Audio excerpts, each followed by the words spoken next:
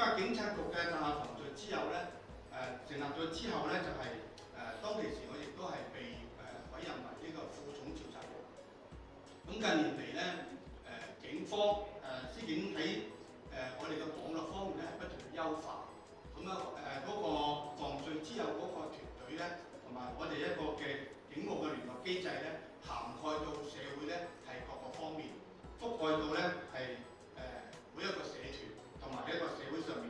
警民防罪嘅網絡咧越積越大。警察局咧喺呢方面咧，佢對一啲犯罪嘅信息咧，好快就會同埋咧係好及時咧係俾到一啲信息去俾到我哋大廈防罪之友。咁我哋咧就會迅速咧係繼續轉發俾我哋嘅會員同埋我哋大廈，罪案咧係不斷去減少。咁呢個咧亦都係充分咧係體現咗我哋呢個社區警務大廈防罪之友呢一個合作一個嘅成效嘅。我哋大廈防罪之友咧喺司法警察嘅領導底下咧，我哋期望日後我哋能夠繼續去彼此去將啲犯罪信息